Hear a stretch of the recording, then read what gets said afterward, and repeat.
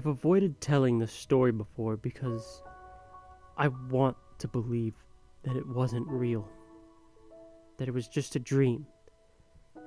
But I've read so many similar encounters that I feel like maybe I should tell someone. Maybe it was real and something like this really lives out there. I wish I'd known it was possible back then. The story starts at my aunt's house. At the time, my mother and father were going through a divorce. I was about 11 and my younger sister was only 6. The details of the divorce don't really matter, but we were staying at my aunt's house with my mom until she could find a place she could afford on her own. My sister and I were too young to fully understand, so it was almost like a vacation. It helped that my aunt had a really cool house. It was big and seemed even bigger to a couple of kids. I don't really know house lingo, but it was very modern, with 2 long main wings. One side housed the bedrooms and a small library. The other had the kitchen. The kitchen had these huge windows, the kind lots of more modern-styled houses have, where they take up the whole wall. Nestled in this wall of windows was a sliding glass door, but my sister and I rarely used it because it was large and heavy and hard for us to open. Another thing about these windows, though, was that they faced the woods. My aunt's house was surrounded, right on the edge of a large wooded area. The trees ended only a couple of feet away from where the sliding glass door was.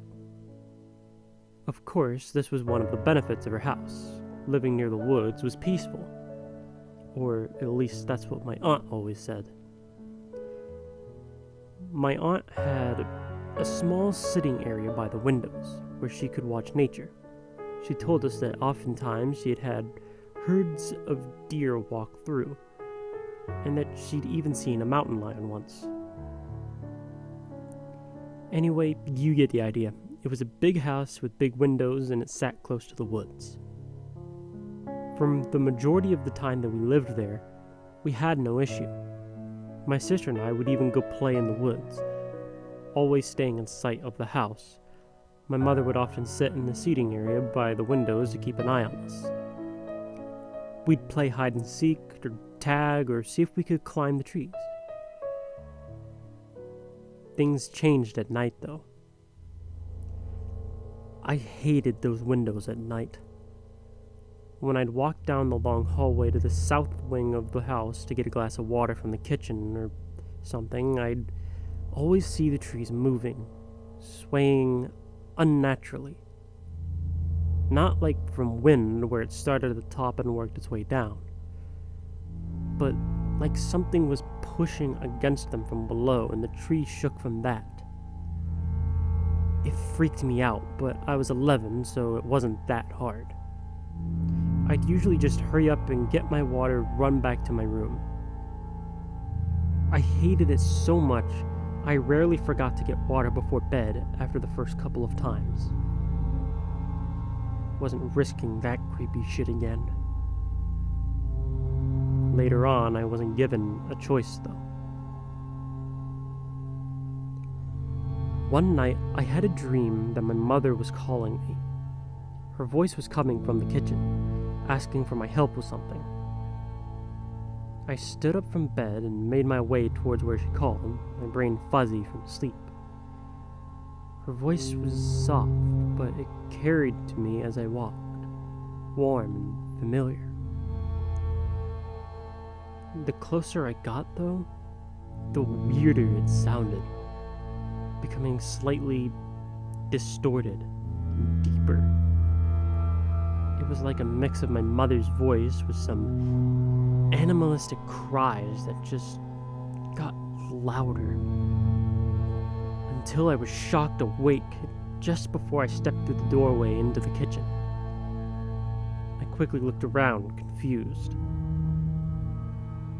My mom wasn't there, and the whole house was dark, except for the moonlight that illuminated just enough of the room for me to know that it was empty.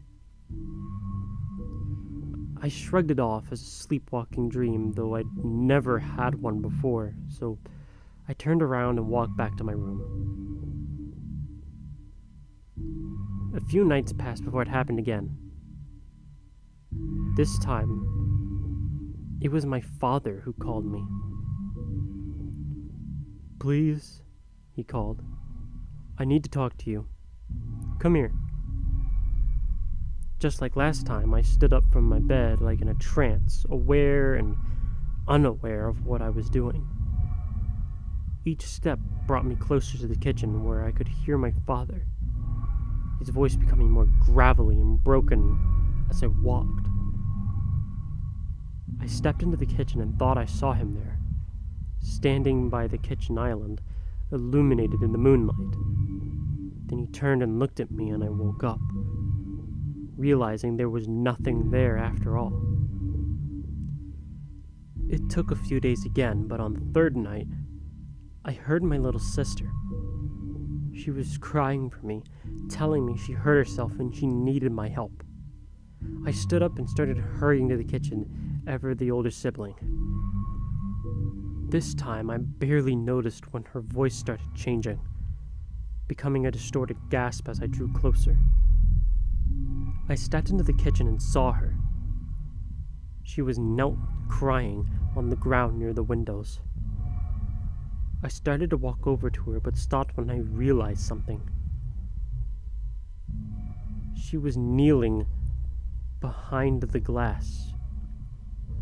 She was outside. Her cries became a laugh, and I startled awake, but I still saw a shape knelt just outside the window, only it was bigger and dark and misshaped. I screamed in terror as it moved faster than anything I'd ever seen before, disappearing into the woods. My mother came running from her room, turning on the lights and comforting me.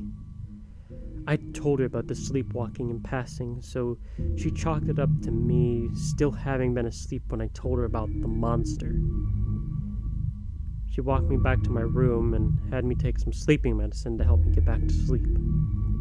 After that, everything seemed like it might be okay.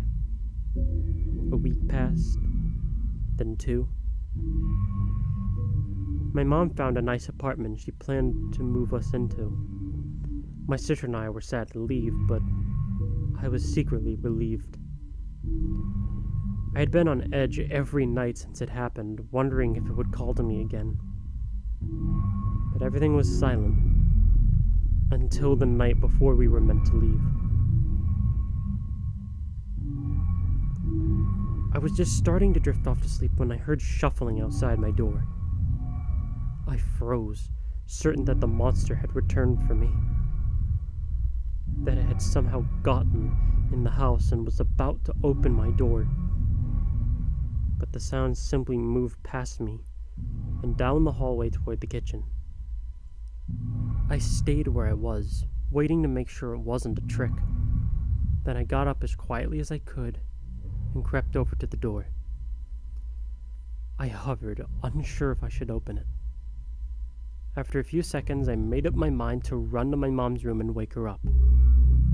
I slowly cracked open the door and peeked into the hallway towards where the sounds were coming from. There, at the end of the hallway and shuffling into the kitchen, was the form of my little sister. I blinked and squeezed my eyes shut and opened them again, making sure I wasn't asleep.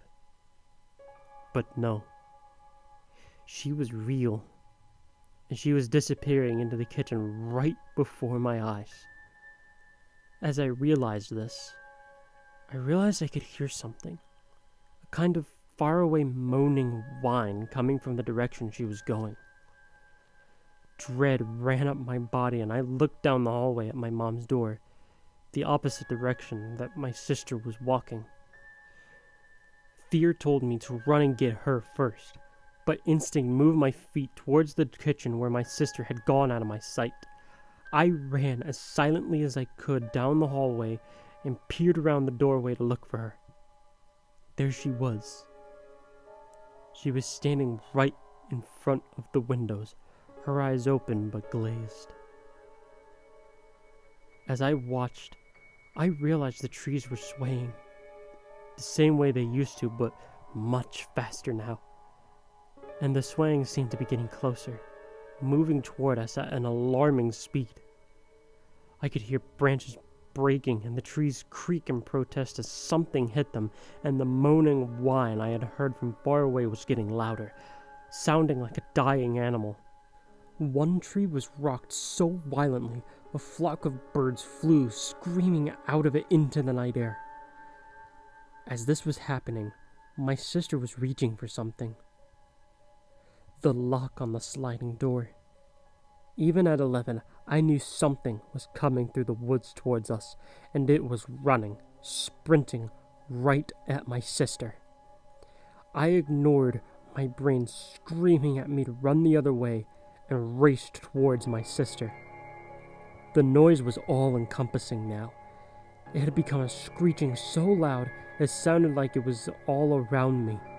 I grabbed my sister around the waist, pulling her back just before her fingers touched the lock, and I pulled us both behind the wall beside the windows, just out of sight. The sound stopped. The trees no longer swayed, and the screeching had fallen silent. I could hear my sister breathing frantically, but I held her mouth closed, willing her not to cry. My own breathing was shallow and fast, but as I tried to quiet it, I realized there was another sound. My sister's breathing, my breathing, and the even breathing of something else standing outside the window next to us. A too large humanoid shadow blocked the moonlight that usually fell into the kitchen, and I watched the figure reach out its unnaturally long arm. I held my breath as I heard a scratch against the sliding door and saw the shadow of the creature's arm where the handle of the door was. After a second, the creature withdrew its arm and let it fall to its side. Then it stood there, still, for what felt like hours. Finally, the shadow shrunk, and I could hear whatever it was leave. The underbrush rustled and the trees swayed, but the sound moved away this time instead of towards us. Still, I didn't move. I waited until all traces of its presence was gone before I slowly pulled my sister away toward the hall, keeping out of sight of the windows as much as I could. My sister was crying as I led her down the hall, and I think I was squeezing her hand too tight. But I felt overwhelming relief as I opened the door to my mother's room and crawled into her bed. My mother never believed us, of course, and we moved away the next day. I refused to return to my aunt's house ever since, and she eventually moved away. I never had an encounter like that again, but that might be because I stay away from the woods like a plague now. If you're a fan of hiking or camping, or living near nature, all I can say to you is, good luck.